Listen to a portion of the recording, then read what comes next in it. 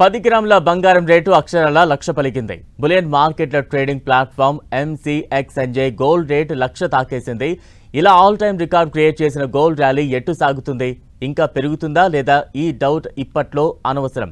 ఎందుకంటే పసిడి ధర పరుగులు పెడుతున్న తీరు చూస్తుంటే ఇంకొన్ని రోజులు ధర పెరిగే అవకాశమే ఎక్కువంటున్నారు. అయితే మధ్యలో 1-2 రోజులు రేటు తగ్గినా ట్రెండ్ మాత్రం పాజిటివ్ గానే సాగొచ్చనేది ఎక్కువ మంది అనలిస్టులు చెప్తున్న మాట.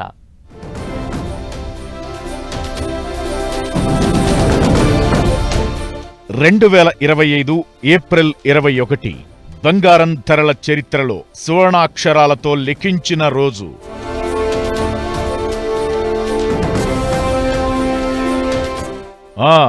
అనుకున్నంత అయ్యింది.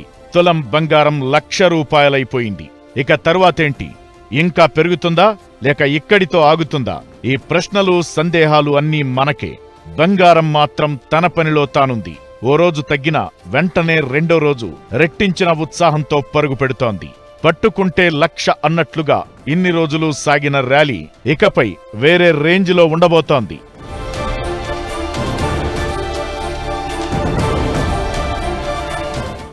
MCX ఫ్యూచర్స్ కాంట్రాక్ట్లో ఏప్రిల్ నెలకు ₹1,00,000 పలకడంతో బంగారం రేటు మరో రికార్డ్ మైల్ స్టోన్ దాటినట్లయింది. ఇప్పుడు చాలా మంది అనాలోచితంగా వేస్తున్న ప్రశ్న, బంగారం కొనాలా అమ్మాలా అని. బంగారం అనేది ఇన్వెస్ట్మెంట్ గా ఈ రోజు కూడా చూసేవాళ్లు తక్కువ. కేవలం తక్కువ రేటులో పెట్టుబడి పెట్టి లాభానికి అమ్ముకునేవారే ఇలాంటి ప్రశ్న వేసుకోవాలి. పసిడి లోహాన్ని ఆభరణంగా ధరించేవారెవరూ దీన్ని పెట్టుబడిగా చూడరు. అందుకే మన దేశంలో బంగారం తాకట్టే ఎక్కువ పెడతారు కానీ అమ్మకాలు తక్కువ. అవసరానికి ఆదుకునే స్థిరాస్తిలో బంగారం ఒకటి. దాని విలువలో కనీసం 80% రుణం ఎలాంటి ఇతరత్రా గ్యారంటీ లేకుండా దొరుకుతుంది. దానికి తోడు బంగారం మనకి శుభసూచకంగా శుభకార్యాల్లో వినియోగిస్తాం. కాబట్టి గోల్డ్ అమ్మడం అనేది కొన్ని కుటుంబాల్లో నిషేధం కూడా. బంగారం పెరిగిన విధానం గమనిస్తే 1980లో బంగారం తులం రేటు 1330 మాత్రమే. 1990లలో 10 గ్రాముల రేటు కేవలం 3200 అయితే అప్పటికది ఎక్కువ రేటు. తరువాత 2000 సంవత్సరంలో తులం బంగారం ₹4,400 రేటు పలికింది. ఆ తరువాత 2005లో 7,000 ధర పలికింది.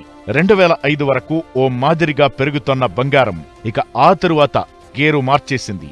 ఏకంగా 5 ఏళ్లలోనే అంటే 2010 నాటికి దాదాపు 150% పెరిగి 18,500కి చేరింది. 2015 నాటికి గోల్డ్ ప్రైస్ 10 గ్రాములకు ₹26,243 రేటు పలికింది. తరువాత 5 ఏళ్లకి ₹48,651 అయింది. 2022కి 56,100 పలకగా గత ఏడాదిలో 71,900 రికార్డ్ రేటు పలికింది.